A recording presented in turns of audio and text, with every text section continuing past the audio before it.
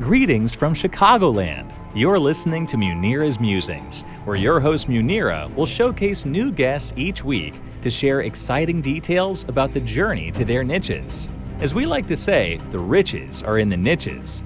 And on this show, we'll share ideas on how to break through our invisible boundaries so we can start taking steps towards our dreams and create the life that we most desire.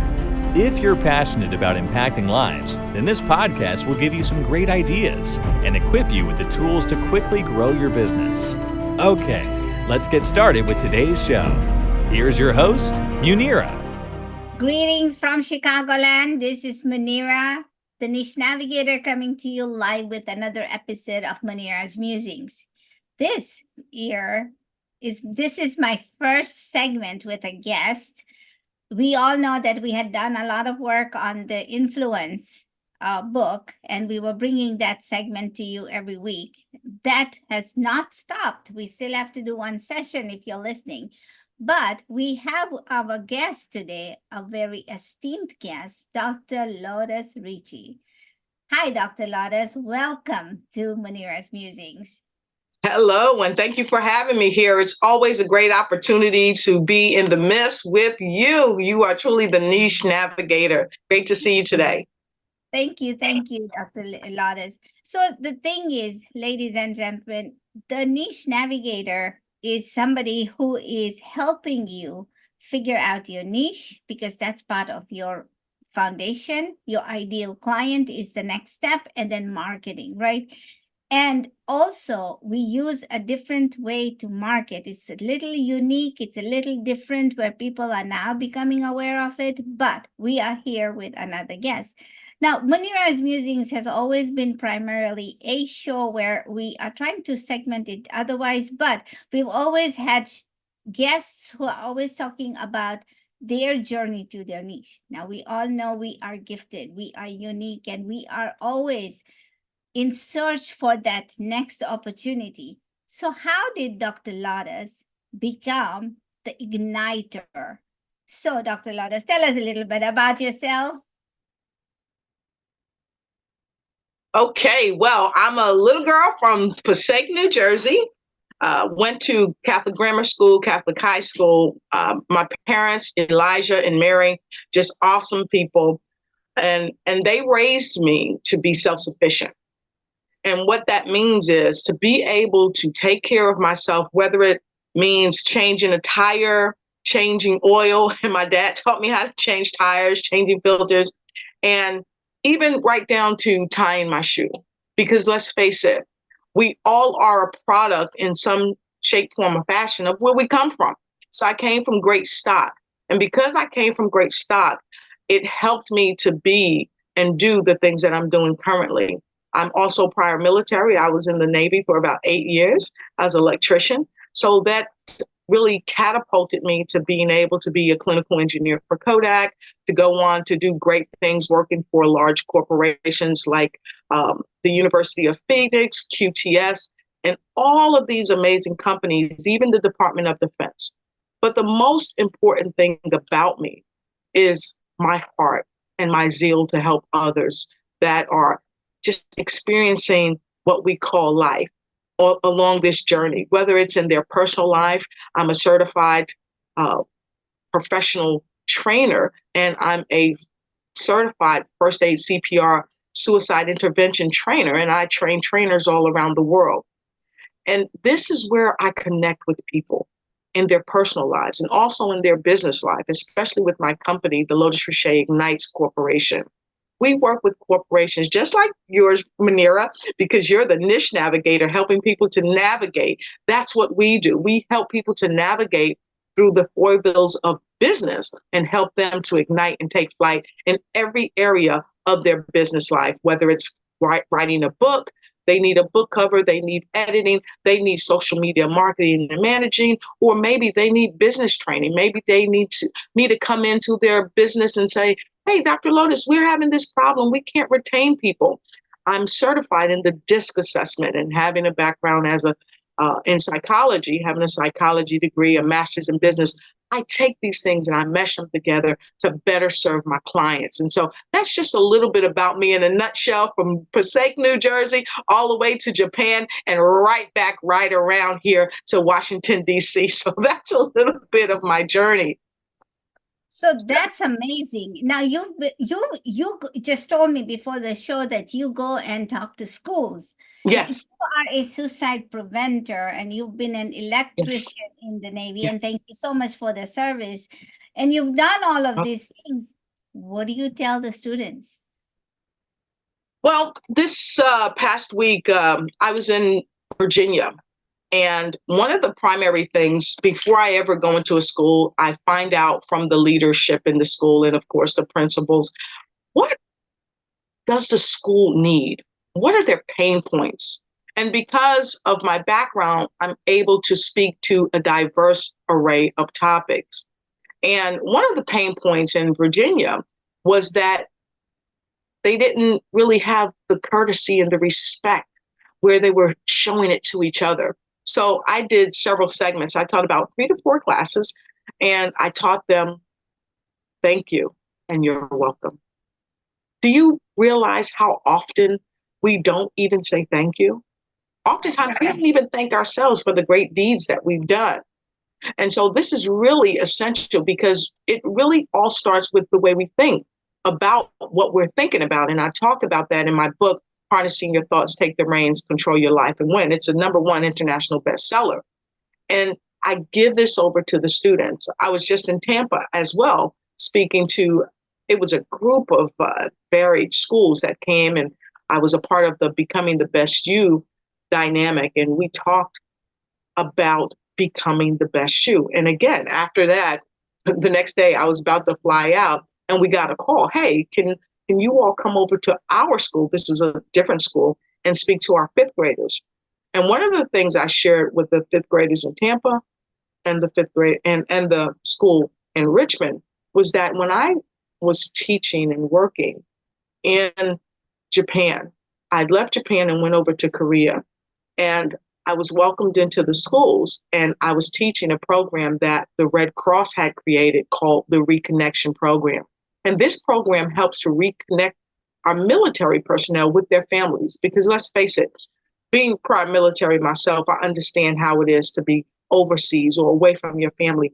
Our dialects, what we speak, our vernacular, is totally different in the military than when we speak to our family. So the Red Cross had the amazing idea of putting this program together. And as a part of the program, I was able to go into the schools in Korea and Japan and other places.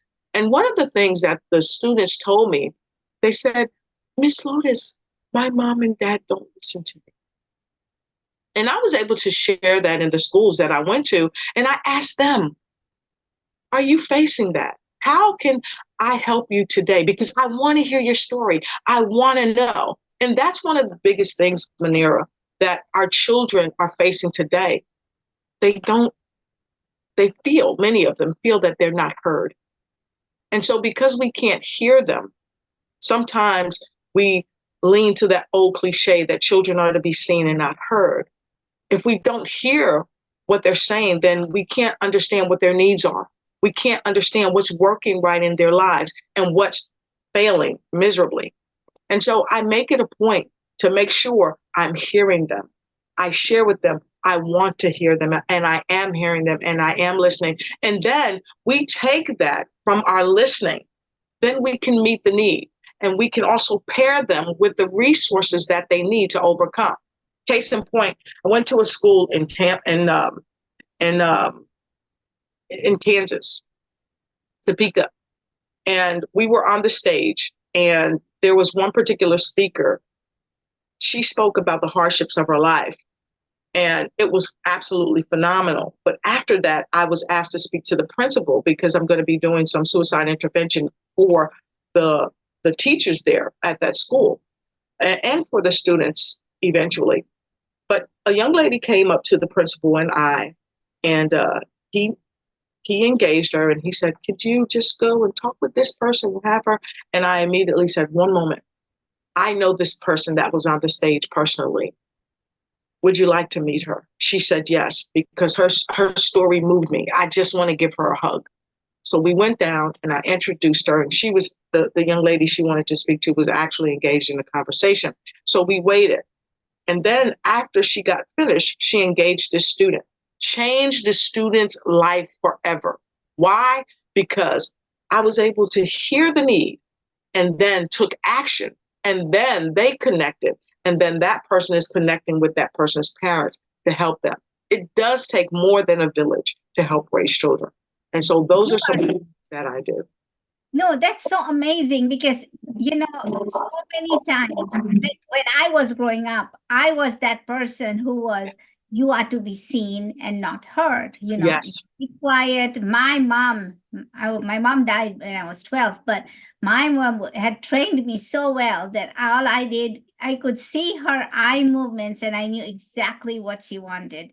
If there were yes, around yes, or, if we were outside, I mean, just that eye look, right? So yes, we were yes, just able to decipher that, but we were not exactly, talk.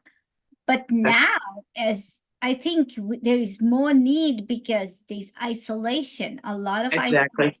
And why is that? Because people are not connecting on human, on that platform, partly because we have the internet and we don't want to go out. We can connect on our phones Exactly. and Zoom and like we are here, right? But Mhm. our connection is different, but that's what people are. Yes, And then we have so many social media sites. The young yes, ones, Snapchat and TikTok and Instagram. And yes, we have to be there too. But how often and how this thing, I watched some people, some kids, I was traveling this past week and watching people on the planes, they would not release themselves from their exactly. phone. I mean, it was Mhm. continuous. And Exactly. what happened was when the power was diminishing on the phone and they were running out of battery life, they were Yes, mad because this particular plane did not have a outlet for them to charge their phone. right. And so why is that? Well, and so that's a question we have to answer. But let's get back to you. I want to bring you Yes. back. So you've talked everywhere. You talk about suicide prevention. What else do you teach people? What else is your niche? So I teach people, adults primarily, and I teach this to younger children as well, because business starts in the mind of those who dream. Okay. And so you'll see that in one of my books. Thank you, Lord. Business starts in the mind of those who dream. And you can quote me on that. And what I mean by this is, do you remember being in school and your teacher say, "What do you want when you grow up?" Do you remember that? Those are the times our young minds begin to say, I want to be a show host like Miss Munira and like Dr. Lotus Riché. I want to be a doctor, a lawyer. So I teach the young people to have the mindset of being an entrepreneur. Okay. But also adults, I teach them business strategy. So, of course, I have a master's in business and I teach people all around the world about business strategy, business marketing. And why do we do this? And you and I, we had a conversation earlier. You saw me drink out of my cup and you were like, "Oh, Dr. Lotus, you have a cup with your logo on it." And immediately I said, "Do you have one?" And you're creating one. And this is some of the strategies that I teach people about marketing their business. Why is this important? It's crucially important because let's face it, during the pandemic, and you touched on this, and I want to circle back around to this real quickly. You talked about the disconnect between people, and you didn't per se say the pandemic, but let's face it, since that time, we've had a further disconnect. People are not speaking to people face to face like they used to. People are not congregating like they used to. And because of this disconnect, we have to take every opportunity to make sure we're showing up, whether it's on a business card, whether it's on a book, okay, or whatever it is, and even to a cup. What I teach people is how to show up and market themselves, even on a subliminal level. Television markets to us in many different ways, especially subliminally. So if McDonald's can do it, if Burger King can do it, if the White House can do it, right? So can we. And we must market in such a way where it's a win-win for us as well as the people we serve. And so I teach corporations how to show up globally, how to show up in a win-win situation where we're giving more than we're being paid for. I remember when I was working on my doctoral of psychology, I read this book by Dr. Yalom, The Art or the Gift of Therapy.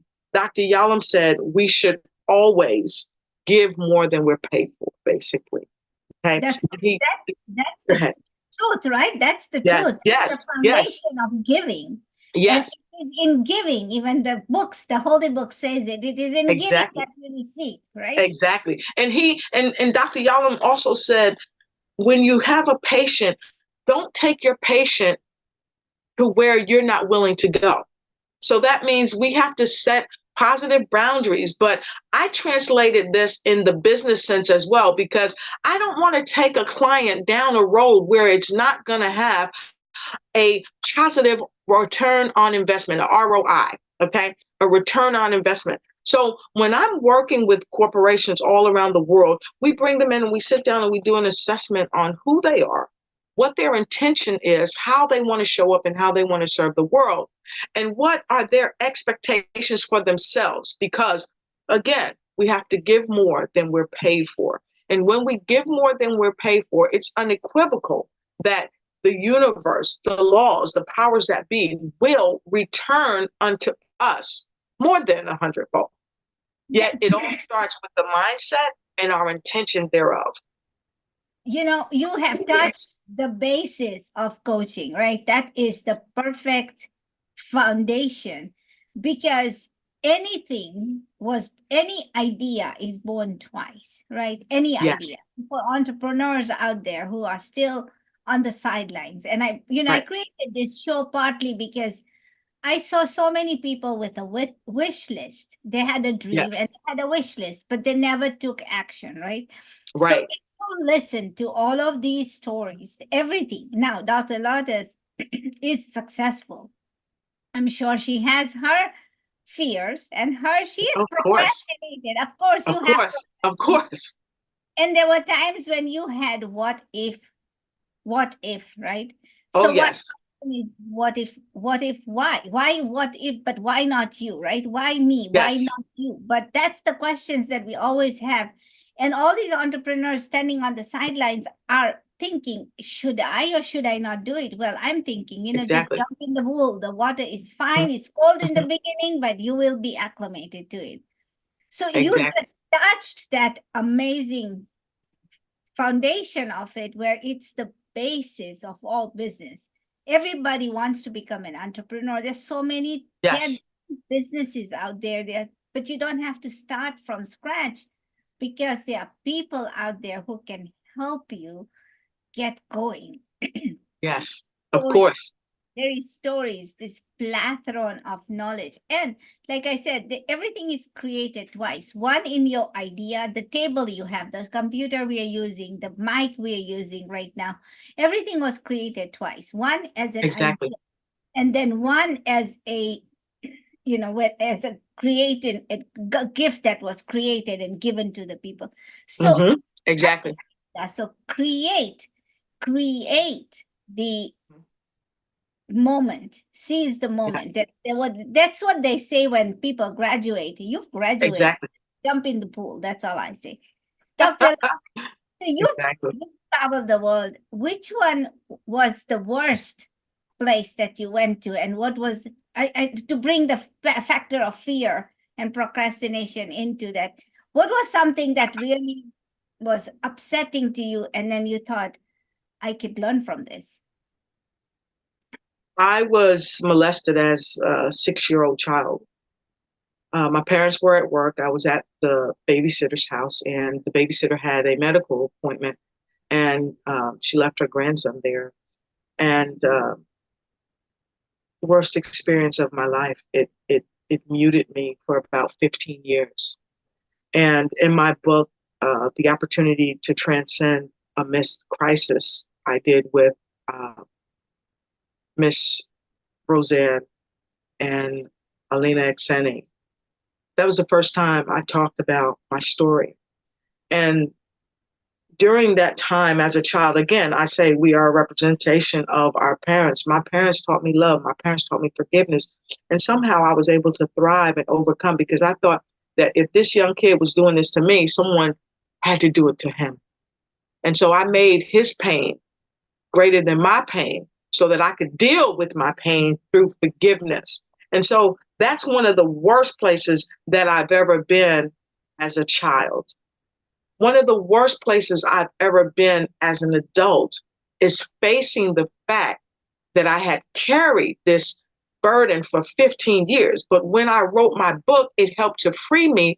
Why? Because I was sharing this book across the world. It became a #1 international bestseller. There were maybe about 12 other authors in this book. Not only did I get to share this book with them, but we became #1 international bestseller in the United States and in Latin America as well. And so what did that do for me? It helped me to connect with people, maybe that I never will ever even meet, connect with them with my story to say, hey, better days are ahead, but you must voice what's happened to you. In the book, I talk about Silence of the Lambs. We are lambs when we're coming along, but because we've been conditioned to believe that children are to be seen and not heard, many of our voices go on mute. Yes. Just like, so many people around the world have faces, and both men and women now, both men and women. And so that was probably one of the worst times of my life that turned into a great time because I've heard so many people come back to me and say, thank you for sharing that. I felt that way. I had a grown man tell me that he was molested by his uncle and he never told his parents, and they went to the grave not knowing the pain that their son suffered. So I realized that we can really take a negative thing and turn it into a positive thing. Now, I think what you were also asking me, where was one of the best places I've ever been and which was one of the worst places in my life? That was the worst and the best place. I think when we say worst, I can't think of a place in the world that I've been where I say is the worst physically in a country or even in a state. But one of the most unwelcoming times I ever had was in an area in South Carolina. I was at a restaurant and also at a place in Canada. And both of them were at restaurants. It's amazing. And I'm going to talk about in Canada first. I went to visit a friend, and I was there with her and one of my family members and some of her other friends. And we went to this restaurant, and they sat us far away from the food. And I said she says, do you know why they sat us far away? And I had no idea. And I said, no, why? She said, because we're Black. They don't want us close to the food. So, and she had lived there for a number of years, but she had migrated to this country from another country as well. I think she had come from Haiti or something like that. And I immediately asked for us to be moved. I went into a restaurant in South Carolina, and they pretty much talked down to us. They didn't want to seat us up front. They wanted to seat us all the way in the back of the restaurant. And I had never experienced that type of treatment before because I'm from New Jersey, not to say that there isn't prejudice anywhere you go. But what I realized is that it doesn't matter if you're in Canada, in Japan, and I lived in Japan for a number of years, or whether you're in the South. The mindset of people is what makes an environment bad. because the mindset translates into our vernacular, what we say to each other and how we say it. And it translates into our behaviors, the negative behaviors that we have towards each other. And so with that being said, I think one of the worst places I've ever been is in a place where I was mistreated because of the skin that I'm in. You know, it's so sad that even after all these years, we still face this, right? And you being a vibrant Black woman and me being a brown woman, we still face it. And there's so many times when we look at people and we think, I came from East Africa. I've looked at people, I've lived with all kinds of people there. We had a lot of different nationalities. Yes. We never were taught there that you're brown, black, or blue, or whatever, you know. And, you know, it was nice if you saw a Chinese person in Africa and you say, oh, look, he's a tourist, and you're so happy about that. But we grew up as a community. We all went to one school. There was no segregation, no nothing. But then you come to another part of the country. And I'm not saying it's not there. There is. There are some people who tell you, you are Indian, go back to India. But we were Yes. your grandfather was born there, but you can't tell me to go back. Where would I go? I don't belong in India. I look Indian, but I don't belong there. But Right. the truth of the matter is that we still have to face it. But then we overcome it because we have to find the strength in that. And you say, you know what? We are just a person born in as God made us. And you know, and I told one lady who said something, and I said, you know what? God made me like this, take it up with him. You know, and it's so interesting that you refer to me as a Black woman and you are a brown woman, but look at our pigmentations. We are both brown women. The Black, this is Black.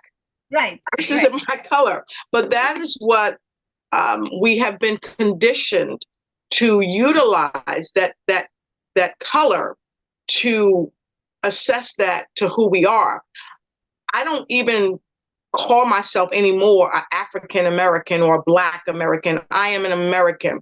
Now, Mr. Muhammad Ali, the former boxing champion of the world, said it most eloquently. He said on a show many years ago, he said, he is an American. You don't hear people from China say that I'm a slanted-eyed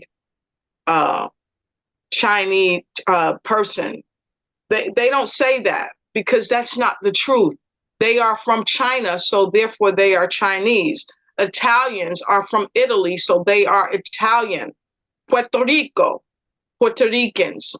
Japan, Japanese. India, Indian. Okay, and there are two types of Indian. Indians from India, Indians that are natives of America, right? We that were born in America are Americans. Why should we say that we are white Americans, Black Americans, Filipino Americans, Hispanic Americans? Why shouldn't we just say Americans? Because when you level the playing field and everyone's American, then there's a level of equality that comes about.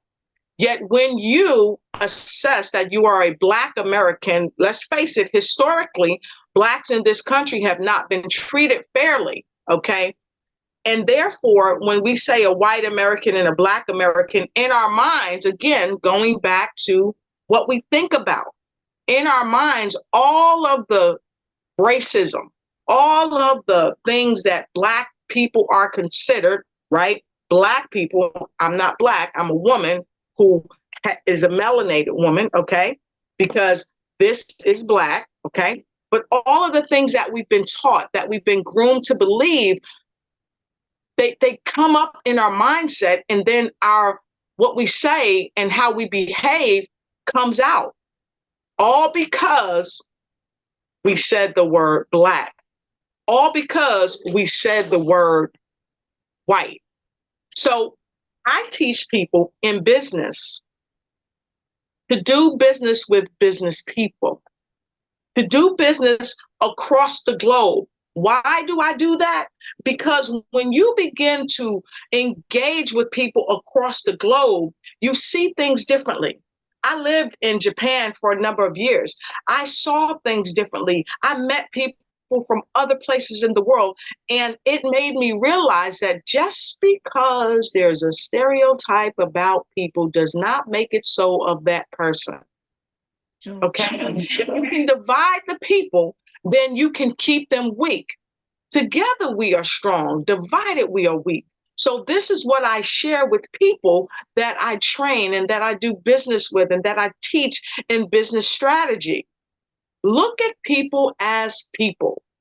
When you look at people as a spiritual being having a human experience, it levels the playing field. So you don't have this innate, I don't want to, so you don't have this taught discrimination, but you have the innate love that is already in our hearts. Why? Because we are connected to the source, the source energy. And so these are the people that I serve. And this is, and I'm happy we were able to circle this back around because it plays a huge part in business. And you're the niche navigator. You teach people how to find their niche and how to navigate through it. And I teach people not only how to see what their niche is, identify it, see what pain point that they solve. I teach them how to understand what are the pain points of your clients and what solutions do you create or have you created to serve your clients. And it all starts with a plan. It does. It does. And it starts it starts when people start taking action also. You can have a plan, all you have, but if you don't take action, it doesn't work. So this is amazing because, Munira's Musing is back. I love people and I love their stories. And wow, you have such a wonderful background and such a wonderful understanding of everything. And you are impacting so many lives. Now, how do people get in touch with you, Dr. Lotus? So the best way that people can get in touch with me is they can go right to any social media outlet. You should see me there. You can go to lotusricheignites.com. You can go to www.lotusricheignites. You can go to Facebook. You can find me on Amazon as well. You can get several of my books, and I'll talk about that later. You can also call me on 855-544-4574.